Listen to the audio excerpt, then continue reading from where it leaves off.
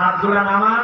যখন বলবো কয়টা, তখন ওই যেমন তুই ভাই করে পড়ে, হাত নামায়া এরকম করে তুলে বলতে হবে 5টা। ন্যূনতম কোরআনের সাথে সম্পৃক্ততার প্রয়োজন কয়টা? 5টা। দেখেন তো কোন হাতগুলো ওঠে নাই। আরেকটা চান্স দিলাম, নামান নামান নামান। এবার একসাথে একবার কয়টা? 5টা। ওই যে পিছনে সাদা গেঞ্জি তুলে নাই, আমি দেখতে পাইছি কিন্তু ভাই চোখ সাংঘাতিক। আর তুলছেন সবাই, এবার হাত নামান। এটা কেন করতেছি ভাই? অনেকক্ষণ বসে আছি না, অনেক কথা শুনছি, আমাদের যেন এই কথাগুলি বাড়িতে যায়, এই জন্য আপনাদেরকে এই কষ্টটা দিচ্ছি, যাতে করে এইটা আপনি বুঝতে পারেন যে আলোচনায় আপনিও একটা পার্ট। আমি আলোচনাটা করতে সর্বোচ্চ হয়তো বা 30 মিনিট লাগতে পারে। আপনার আছেন ইনশাআল্লাহ? কারা কারা আছে 2 হাত উঁচু করে দেন। খাবেন 2 হাত উঁচু করেন, শক্ত করে তুলতে হবে। তুলছেন? এবার ডানে বামে তাকায় দেখেন কারা কারা উঠাতে পারে নাই। দেখেন একটু, দেখেন, তাকায় দেখেন। হাত সোজা করা ভাই। আচ্ছা, গাই বান্ধায় হাত সোজা করা মানে এরকম কিরকম সোজা করা? মাথাটা একটু টান দেন, পিছন দিকে একটু ঝুল দেন দেখি।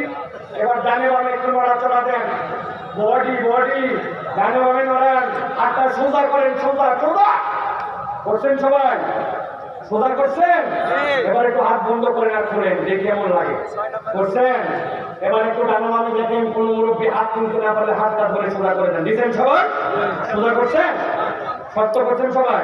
এবার হাতটা বুক বরাবর নেন, এই বরাবর, হাত নামাবেন না। এবার আমরা একটা তাকবীর দিব, এই তাকবীরের ধ্বনি দিয়ে আকাশ বাতাস মুখরিত করে আমরা আলোচনায় ঢুকবো। আমি যখন লিল্লাহি তাকবীর বলবো, হাত দুটো উপর দিকে ছুঁড়ে দিয়ে আল্লাহু আকবার বলতে হবে। পারবেন ইনশাআল্লাহ? উপরে না এদিকে? উপরে, এদিক মারা যাবে না, উপর দিকে দিতে হবে। পারবেন ইনশাআল্লাহ? যারা পারবেন না তারা গলাটা একটু পরিষ্কার করে নেন। পারবেন না? যারা পারবেন তারা গলাটা পরিষ্কার করেন। বলছেন? আকাশ বাতাস মুখরিত করে আজকে আমরা তাকবীর দিতে চাই। পারবো ইনশাআল্লাহ?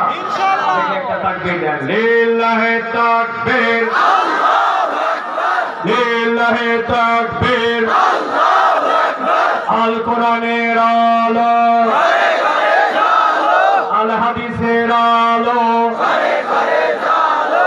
তোমার নেতা আমার নেতা বিশ্বনবী মুস্তাফা, তোমার নেতা আমার নেতা বিশ্বনবী মুস্তাফা। লিল্লাহি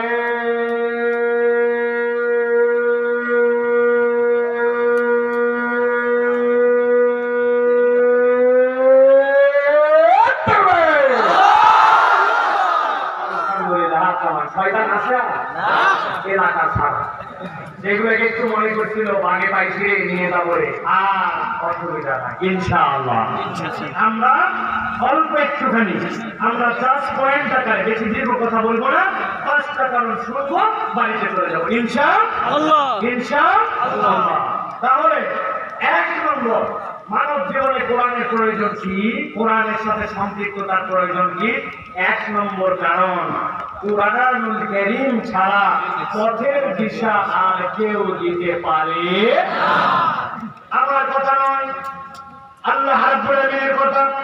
সূরা ইব্রাহিমের মধ্যে আল্লাহ রাব্বুল আলামিন বলছেন, আলিফ লাম রা, কিতাবুন আনজালনাহু ইলাইকা লিতুখরিজান নাসা মিনাল যুলুমাতি ইলান নূর।